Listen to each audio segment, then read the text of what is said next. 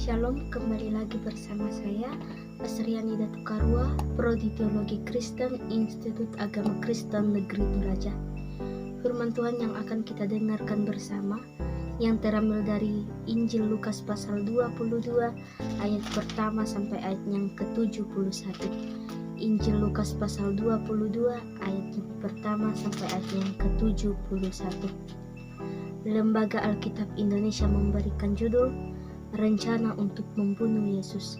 Firman Tuhan, Hari Raya Roti Tidak Beragi yang disebut Paskah sudah dekat.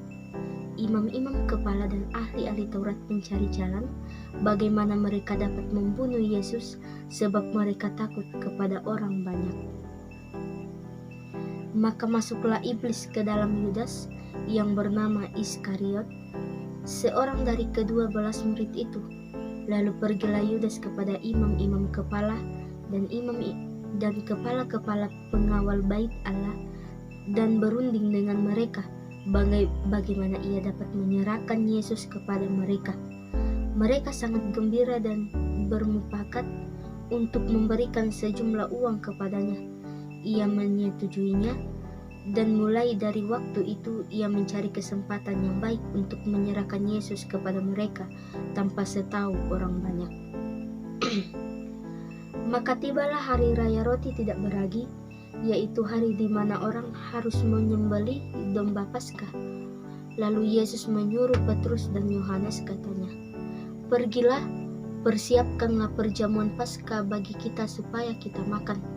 Kata mereka kepadanya, "Di manakah engkau kehendaki kami mempersiapkannya?" Jawabnya, "Apabila kamu masuk ke dalam kota, kamu akan bertemu dengan seorang yang membawa kendi berisi air. Ikutilah dia ke dalam rumah yang dimasukinya, dan katakanlah kepada tuan rumah itu, 'Guru bertanya kepadamu, di manakah ruangan tempat aku bersama-sama dengan murid-muridku akan makan Paskah?' Lalu orang itu akan menunjukkan kepadamu sebuah ruangan atas yang besar yang sudah lengkap. Disitulah kamu harus mempersiapkannya." Maka berangkatlah mereka dan mereka mendapati semua seperti yang dikatakan Yesus kepada mereka. Lalu mereka mempersiapkan Paskah. Ketika tiba saatnya, Yesus duduk makan bersama-sama dengan rasul-rasulnya.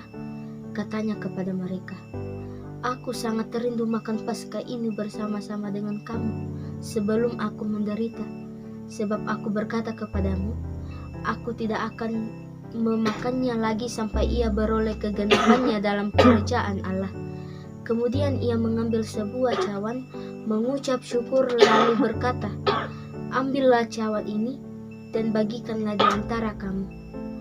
Sebab aku berkata kepada kamu, mulai dari sekarang ini aku tidak akan minum lagi hasil pokok anggur sampai kerajaan Allah telah datang." Lalu ia mengambil roti, mengucap syukur, memecah-mecahkannya dan memberikannya kepada mereka, katanya, "Inilah tubuhku yang diserahkan bagi kamu. Perbuatlah ini menjadi peringatan akan aku." Demikian juga dibuatnya dengan cawan sesudah makan. Ia berkata, "Cawan ini adalah perjanjian baru oleh darahku yang ditumpahkan bagi kamu. Tetapi lihat, tangan orang yang menyerahkan aku ada bersama dengan aku di meja ini. Sebab Anak Manusia memang akan pergi seperti yang telah ditetapkan, akan tetapi celakalah orang yang olehnya ia diserahkan."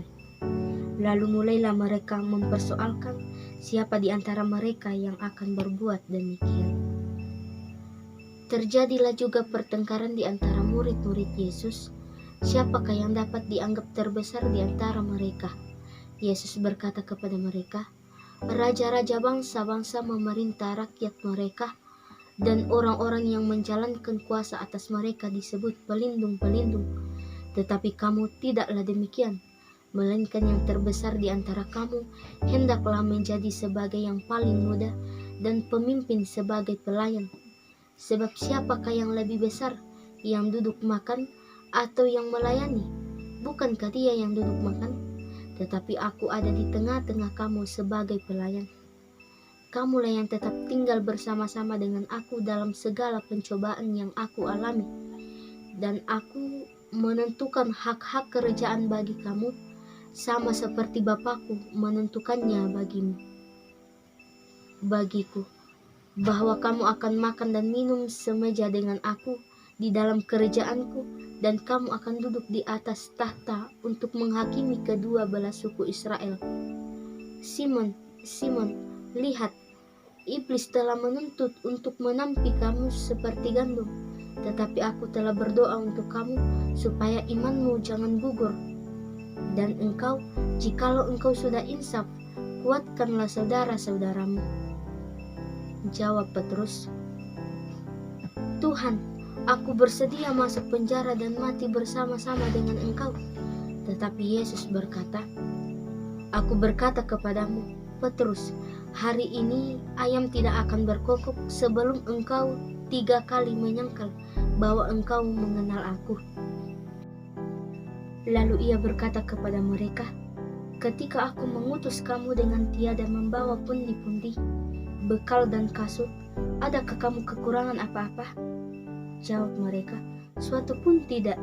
Katanya kepada mereka, tetapi sekarang ini, siapa yang mempunyai pundi-pundi, hendaklah ia membawanya. Demikian juga yang mempunyai bekal, dan siapa yang tidak mempunyainya, hendaklah ia menjual jubahnya dan membeli pedang. Sebab aku berkata kepada kamu, bahwa nas kitab suci ini harus digenapi padaku. Ia akan terhitung di antara pemberontak-pemberontak. Sebab apa yang tertulis tentang aku sedang digenapi.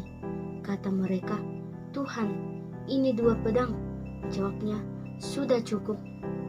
Lalu pergilah Yesus keluar kota, dan sebagaimana biasa ia menuju Bukit Zaitun. Murid-muridnya juga mengikuti dia. Setelah tiba di tempat itu, ia berkata kepada mereka, berdoalah supaya kamu jangan jatuh ke dalam pencobaan.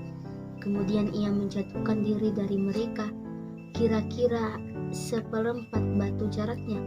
Lalu ia berlutut dan berdoa, katanya, Ya Bapakku, jikalau engkau mau, ambillah cawan ini daripadaku, tetapi bukanlah kehendakku, melainkan kehendak-Mu lah yang terjadi. Maka seorang malaikat dari langit menampakkan diri kepadanya untuk memberi kekuatan kepadanya.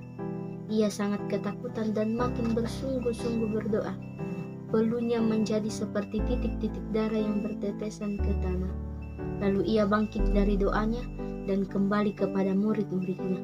Tetapi ia mendapati mereka sedang tidur karena duka cita.